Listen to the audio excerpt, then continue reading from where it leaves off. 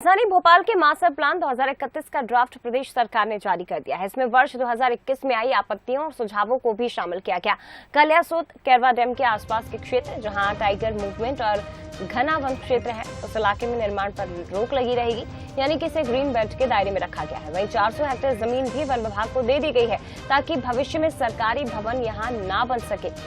कुछ इलाकों में सड़कों के चौड़ीकरण आदि को लेकर बीच का रास्ता निकाला गया है ताकि फिर से इसे लेकर आपत्ति न आए। साल बाद भोपाल का मास्टर प्लान का ड्राफ्ट तैयार हुआ है, तो भोपाल का विकास कैसे हो और कैसे भोपाल की जनता चाहती है। कुछ लोग भी हैं, वरिष्ठ नागरिक हैं, मॉर्निंग वॉक पर निकले हैं, सुबह सुबह सैर कर रहे हैं और ताजगी भरी हवा के साथ भोपाल कैसे ताजगी के साथ विकास करे, इसको लेकर हम कुछ लोगों से बात भी करेंगे। मनोज जी, भोपाल का ड्राफ्ट तैयार हुआ मास्टर प्लान, क्या उम्मीद है, किस प्रकार से होना चाहिए? देखिए, ड्राफ्ट 2020 में आया था जब कांग्रेस की सरकार थी।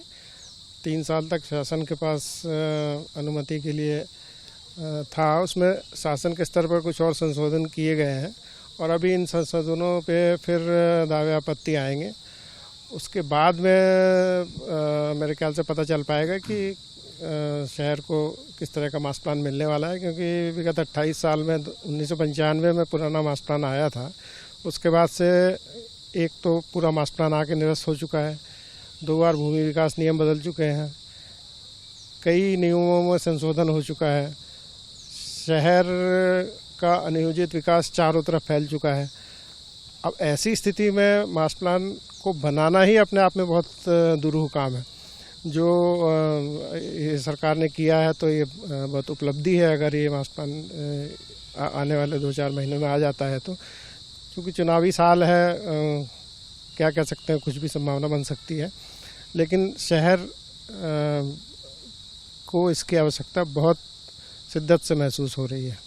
खासतौर से बात करें तो बड़े तालाब के संरक्षण की बात की जा रही है। आसपास जो कैचमेंट एरिया है उसके पास कैसे व्यावसायिक चीज़ें बने या आवासीय जो क्षेत्र है वो डेवलप हो, क्योंकि हम देख रहे हैं खासतौर से बड़े तालाब के आसपास की बात करें और पूरे शहर में बात करें तो कई बार देखा जाता है स्कूल है, उसके बगल में अस्पताल है, उसके बगल में गैरेज है, तो बड़ा अव्यवस्थित सा शहर बनता जा रहा है। दरअसल भोपाल में अभी तक 2 मास्टर प्लान आए, एक 74 में आया था, फिर एक 95 में आया था, और शहर जो है 4 लाख की आबादी से आज 25 लाख की आबादी पहुंच चुका है।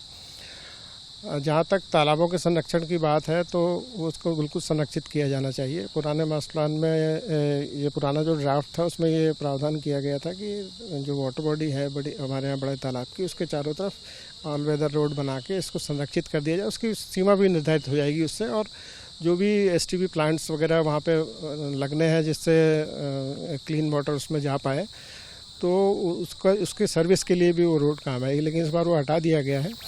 मुझे लगता है कि पूरे विश्व में जितने भी वाटर बॉडी हैं उनको बहुत अच्छे तरीके से उनके किनारे विकसित किए गए हैं।